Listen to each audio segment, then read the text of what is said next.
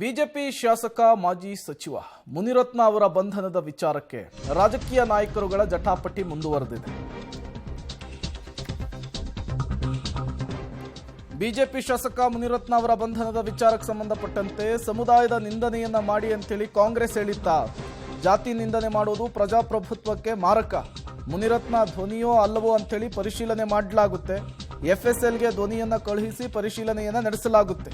ಕೋಲಾರದಲ್ಲಿ ಸಚಿವ ಭೈರತಿ ಸುರೇಶ್ ಅವರು ಮುನಿರತ್ನ ಅವರ ಬಂಧನದ ವಿಚಾರಕ್ಕೆ ಸಂಬಂಧಪಟ್ಟಂತೆ ಮಾತನಾಡಿದ್ದು ಹೀಗೆ. ರಂಗನಾಯ್ಡು ಅವರು ನಮ್ಮ ದಲಿತ ಸಮಾಜದ ಬಗ್ಗೆ ಮಾತನಾಡಿದ್ದಾರೆ. ಮತ್ತೆ ನಮ್ಮ ಒಕ್ಕಲಿಗರ ಸಮಾಜದ ಬಗ್ಗೆ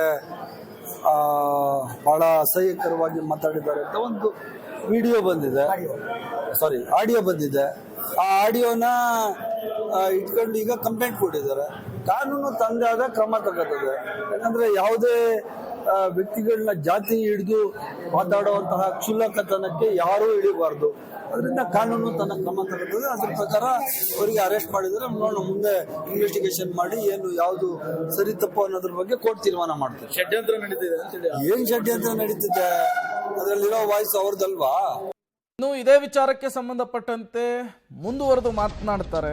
ಧ್ವನಿ ಪರಿಶೀಲನೆ ಆಗಬೇಕು ಎಂಬ ಆರ್ ಅಶೋಕ್ ಹೇಳಿಕೆಯನ್ನು ಕೂಡ ಪ್ರಸ್ತಾಪಿಸಿ ಟಾಂಗ್ ಕೊಟ್ಟಿದ್ದಾರೆ. ಆರ್ ಅಶೋಕ್ ಜೀವನದಲ್ಲಿ ಯಾವಾಗಲೂ ಕೂಡ ಸತ್ಯ ಮಾತನಾಡಿಲ್ಲ. ಬಿಜೆಪಿ ಮಾಡೋದು ಎಲ್ಲ ಸರಿ, ಕಾಂಗ್ರೆಸ್ ಮಾಡೋದು ತಪ್ಪು. ಅಶೋಕ್ ರೀತಿ ಬಾಲಿಶ ಹೇಳಿಕೆ ನೀಡುವವರು ಬೇರೆ ಯಾರೂ ಕೂಡ ಇಲ್ಲ. ಆರ್ ಅಶೋಕ್ ಹೇಳಿಕೆಗೆ ಸಚಿವ ಭೈರತಿ ಸುರೇಶ್ ಕಿಡಿಕಾರಿರುವಂಥದ್ದು. ಅಶೋಕ್ ಅವರು ಯಾವಾಗಲೂ ಹಿಂಗೇನೆ ಹಿಟ್ ಅಂಡ್ ರನ್ ಕೇಸ್. ಅವರು ಯಾವುದನ್ನು ಸರಿಯಾಗಿ ಹೇಳಲ್ಲ. ಅವರು ಈ ತರ ಹೇಳಿ, ಹಂಗಾರೆ ಕೋರ್ಟಲ್ಲಿ ಹೋಗಿ ಹೇಳಿ, ಹಂಗಾದ್ರೆ ಪೊಲೀಸರ ಹತ್ರ ಹೇಳಿ ಸುಳ್ಳು ಅಂತ ಹೇಳಿ FSL ಕಳಿಸಿ ಗೊತ್ತಾಗ್ತದಲ್ಲ ಯಾರ್ದೇನು ಅಂತ. ಮುನಿನೇ ಹೇಳಿಲ್ಲ.